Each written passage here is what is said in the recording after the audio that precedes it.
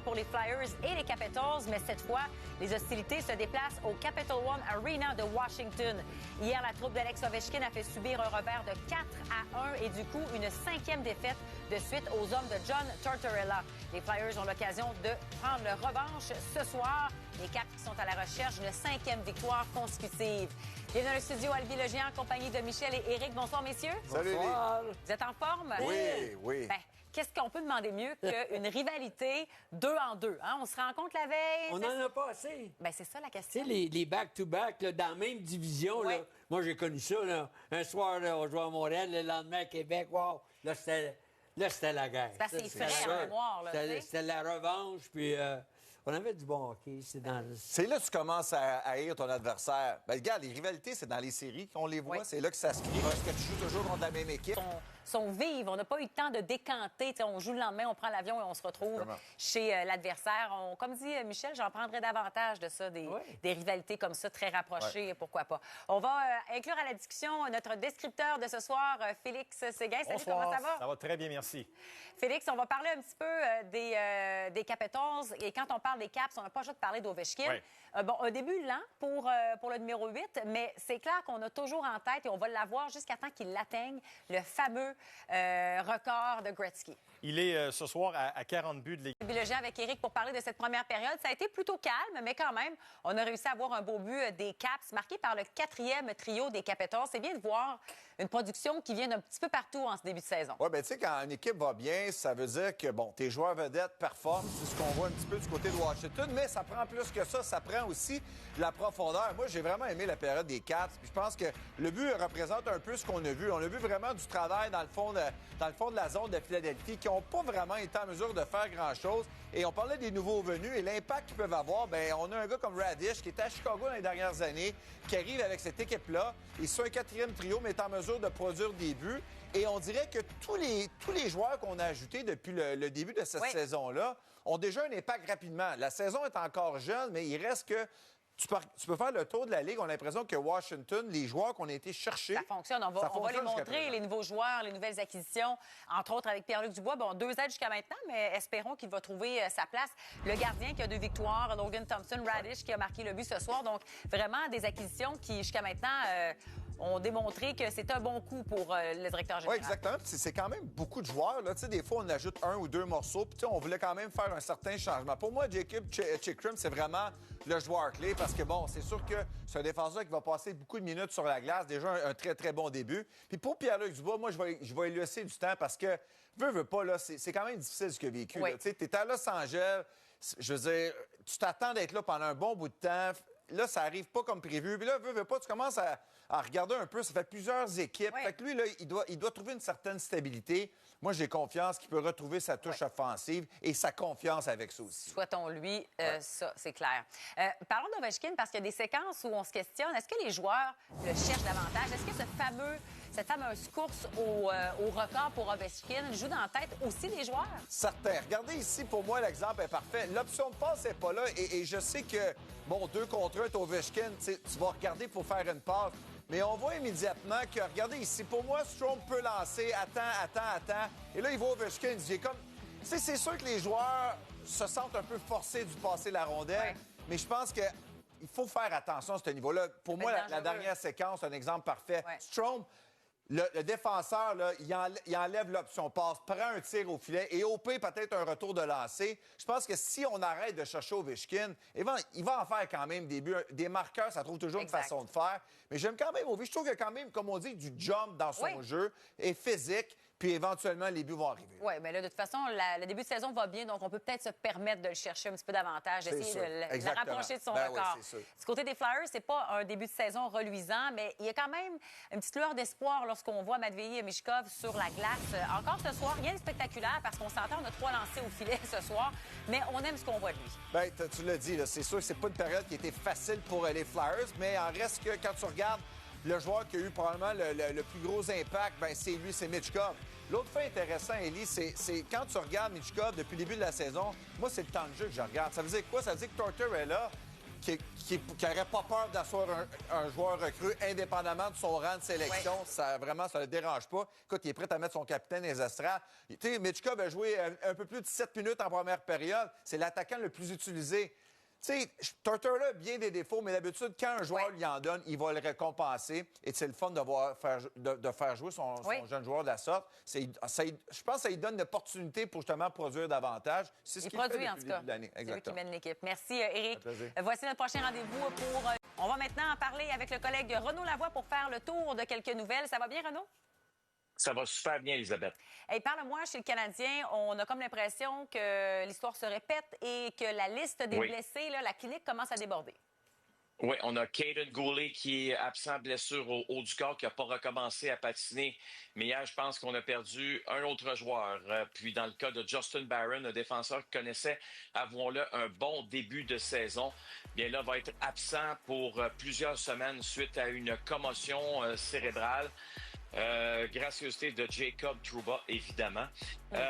Et il n'est pas le seul qui quitte cette rencontre-là amoché.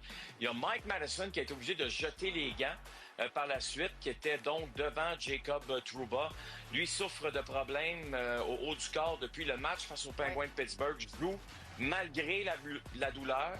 Je pense qu'on aurait pu aussi décider de ne pas l'habiller pour certains matchs, mais bon, c'était un guerrier, il décide de continuer de jouer. J'ai hâte de voir la prochaine rencontre, s'il sera présent ou non. Joel Armia, lui, s'est blessé en fin de première période à une cheville.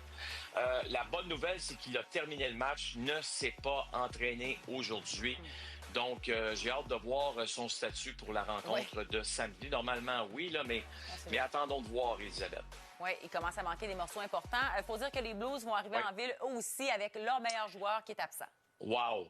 Ça, c'est vraiment une lourde perte. Là, quand on va voir justement ce qui est arrivé hier à Robert Thomas, qui lui aussi fait sa job, c'est un guerrier lui aussi, bloque un lancer, tire frappé, et il a fait 2 autres présences par la suite, Elisabeth, et a retraité vers le vestiaire. On a donc fait un rayon X, il y a une fracture à la cheville et il va être absent pour les 6 prochaines semaines au minimum. On sait que chez les Blues, on veut aspirer aux séries éliminatoires, mais quand tu perds un joueur aussi important pendant au moins 6 semaines à 2 mois, ça peut être très difficile. Oui, ça c'est clair. Et en terminant, on reste dans l'infirmerie. Renaud, on va parler du club de hockey de Utah. C'est incroyable. Ben oui, il y a plusieurs blessures en ce début de saison. Utah perd un de ses meilleurs défenseurs. Oui, Sean Durzi, qui lui s'est blessé la semaine dernière. Ça nous a pris du temps avant d'avoir un diagnostic clair, mais il a été opéré. Et vous allez voir, ça semble vraiment banal. C'est un match face aux Devils, sauf que ce qu'on n'entend pas, c'est le cri qu'il fait sur la glace. Il était réellement en douleur suite à ce contact, retraité vers le vestiaire. On dit qu'il pourrait être absent pour le reste de la saison. On verra. Oublions pas non plus ce qui est arrivé à Anthony Duclair dans le match de samedi face aux Islanders, en première période toujours. Et ce qu'on nous dit dans le cas de Anthony. Et je sais que les Islanders vous l'ont dit hier, là, longue absence, pas pour le reste de la saison. Ce qu'on me dit, c'est qu'il ne sera pas opéré. Et ça, c'est probablement la meilleure nouvelle dans son cas. C'est clair. Parce qu'une opération, je pense, Elisabeth, que lui aussi aurait été vraiment absent probablement pour le reste de la saison. Ouais. La seule chose importante, Renaud, c'est est-ce que toi, tu es à 100 %? Jusqu'à présent, oui, mais n'oublions pas, ce n'est que le début de la saison, on est au mois d'octobre. Hey, j'ai confiance, Renaud. Salut, Bonne soirée, Elisabeth. merci. Bye Au bye. retour, place.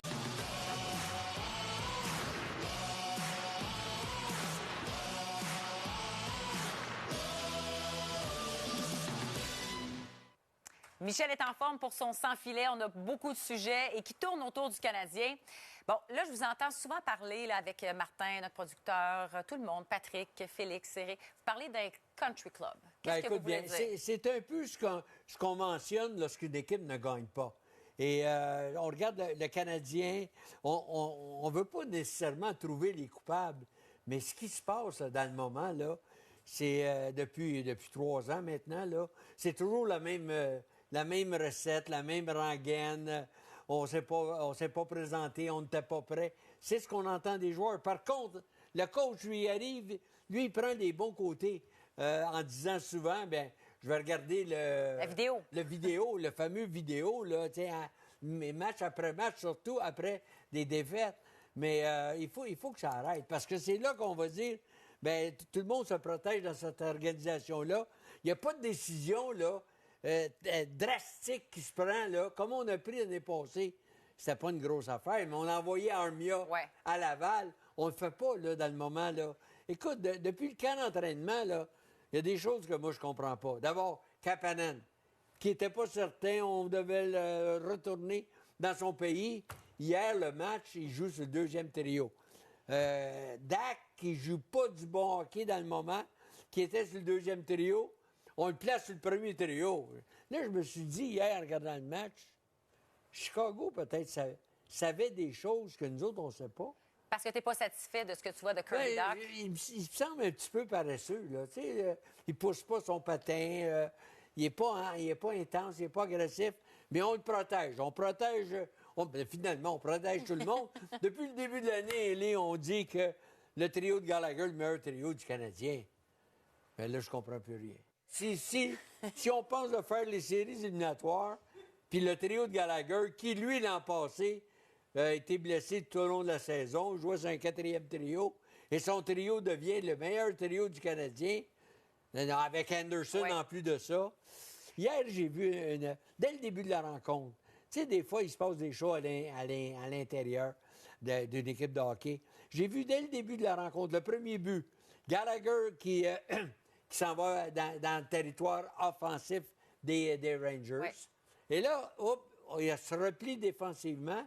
Mais là, à ce moment-là, il s'en va au banc. Dak embarque. Boum, les Rangers marquent. Qui a le moins? Tu sais, les fameux plus et moins. Qui a le moins? Regarde, eux autres. C'est Dak. Ouais. Quand Dak revient au banc, là, je suis persuadé qu'il a fait un regard à Gallagher parce que je le sais, je l'ai vécu, les gars s'engueulent, là. C'est pas bon sur la feuille de statistiques. Exactement. Ouais. J'ai l'impression que tu as le goût de voir Martin Saint-Louis un peu plus fort. Au lieu de faire du visionnement, de se fâcher un petit peu plus. Mais je veux t'entendre parler absolument de Ken Dryden hier, qui est arrivé au Centre Bell et qui, dans la langue en français, a réussi à s'exprimer. C'est un bel exemple. Hier, d'abord, la cérémonie, Élie, était superbe. Serge Savard a pris la parole. Dryden a pris la parole après. Puis je me suis dit, là, dans un réflexe, je pense tout à fait normal, parlant en français comme ça pour les amateurs, bien, je pensais à des joueurs qui n'ont jamais parlé français, qui ont joué longtemps à Montréal, comme Carey Price, comme Sakou, 13 ans, 10 ans comme capitaine. Et là, Gallagher, lui, qui n'a jamais dit un mot en français, ça devrait être un exemple pour l'organisation. Ils ont gagné des Coupes Stanley. Dryden a joué seulement pour le Canadien de Montréal et s'exprimer aussi bien en français. Je pense que c'est un exemple pour tous les athlètes qui jouent pour le Canadien. Et Sakou, Suzuki, le capitaine, devrait en prendre bonne note. Plus que merci, bonsoir. Oui. Plus que ça. Oui. Beaucoup plus. Et gratis. Oui. Gratis, c'est le premier mot qu'ils apprennent en français. C'était mieux que le pointage d'hier. OK, on se laisse là-dessus. C'est gratis. 2 heures, nos rendez-vous de jeudi. Pour le moment, messieurs, on a Patrick Lalime avec nous parce qu'on a un petit segment. On en a parlé un petit peu là, des équipes qui ont surpris, des équipes qui déçoivent. Mais il y a vraiment des équipes qui surprennent parce qu'ils sont invaincus ou pratiquement invaincus. Et je vais commencer par les Flames de Calgary. Je pense que personne ne les voyait actuellement premiers dans la Pacifique avec 5 victoires et une seule défaite en temps supplémentaire. Dustin Wolf. Hey, on n'a pas le choix d'en parler. Hein? Ça fait 3 ans qu'on parle de lui, des mineurs. Ben oui, 2 années consécutives qui est le gardien de l'année. Il fait du bon travail. Oui, puis tu sais, il ne faut pas oublier aussi l'arrivée d'Anthony Manta. Et tu sais, au début, je trouvais ça un peu bizarre comme décision par rapport à la raison qu'on avait dit. C'était pour relancer Huberdeau. Forcé d'admettre que jusqu'à présent, c'était une bonne décision de la part des Flames. Est-ce que ça va durer? Le temps va nous le dire, mais c'est quand même agréable de voir Calgary, qui ont quand même eu des saisons difficiles là, dans les dernières. Huberdeau qui va bien, c'est le fun. Oui, ça fait du bien aussi. Autre équipe qui surprend, ce sont les Jets qui sont premiers dans la centrale avec 6 victoires et aucune défaite. Ils avaient connu, eux, leur meilleure saison depuis un méchant bout de temps l'an passé. Est-ce qu'ils peuvent répliquer? Parce qu'ils commencent de la bonne façon. Oui, moi, je suis encore impressionné. À chaque année, je me dis, est-ce que les Jets vont participer aux séries? Une division qui a quand même plusieurs bonnes équipes. Puis j'oublie toujours que devant le filet, tu as Hellebuck, encore une fois, qui est le gardien l'année passée, gardien dans la Ligue, puis il est reparti de la même façon. Donc, tu as encore une fois une équipe qui est difficile à affronter. Je pense que c'est l'image un peu que les Jets ont dans les dernières années avec un excellent gardien. Tu sais, c'est drôle, je pensais les comptes performances des dernières séries auraient peut-être un impact en début de saison. Des fois, ça peut arriver. C'est pas ça du tout. On voit vraiment une équipe qui est motivée. Rick Bowness a annoncé sa retraite. On a un nouvel entraîneur qui était déjà l'assistant, Scott Arniel. Mais en même temps, un très bon gardien. Mark Shifley, Kyle Connor, Healer vont très, très bien. Perfetti. Donc, on a aussi une relève au niveau des jeunes joueurs. Quand tout le monde tire du même côté, on voit ce que ça donne. Clairement. Du côté du Wild, on n'avait pas fait grand changement au cours de la saison morte. Là, on est deuxième dans la centrale avec 4 victoires, 2 défaites en temps supplémentaire seulement. C'est quand même un bon départ pour eux. Bien, c'est impressionnant de voir comment on joue du côté du Wild. Et moi, ce qui m'impressionne, tu regardes un gars comme Zuccarello, qui à 37 ans est encore dominant, mais vraiment, c'est sûr que pour moi, tu regardes un gars comme Gustafsson. Non seulement il arrête les rondelles cette année, Pat, et marque même des buts. Dans ce temps-là, tout va bien. Oui, bien, ça, c'est vraiment impressionnant. Est-ce qu'on avait peut-être effacé un petit peu Gustafsson il y a 2 ans? C'est un des meilleurs gardiens de la Ligue nationale. Ouais, l'année passée, ça a été très difficile. Revient en force cette année et nous rappelle que c'est un des meilleurs gardiens dans la Ligue nationale, mais que le Wild n'est pas perdu à la réglementaire encore. Moi, je suis vraiment surpris de ce que je vois. Bon, là, c'est une surprise. En même temps, peut-être pas tant une surprise parce que les Rangers sont en surtemps. C'est une équipe qui n'a pas de faiblesse. Hein? Tu regardes, tu veux marquer des buts, il n'y a pas de problème. On a tous les éléments pour le faire.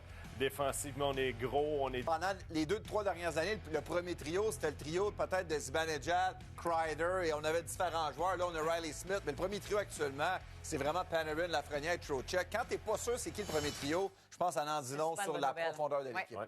Les surprises négatives, dans le sens qu'on les voyait mieux là où ils sont. Ça, il y en a. Ça, il y en a quand même, mais moi, personnellement, les Prédateurs, avec toutes leurs acquisitions, les Stamkos, Marchessault, Brady Shea également, je ne peux pas concevoir qu'on n'ait qu'une seule victoire au compteur jusqu'à maintenant. Écoute, il a tellement raison. Surtout l'année passée, c'était une surprise de voir Nashville non seulement rentrer en série, mais connaître la saison qu'ils ont connue. Et là, t'ajoutes pas juste des joueurs vedettes, mais t'ajoutes des gars qui ont gagné. Marchessault, il a gagné le Conn Smythe, il a gagné la Coupe Stanley. Même chose avec Stamkos. Des capitaines, t'as du leadership.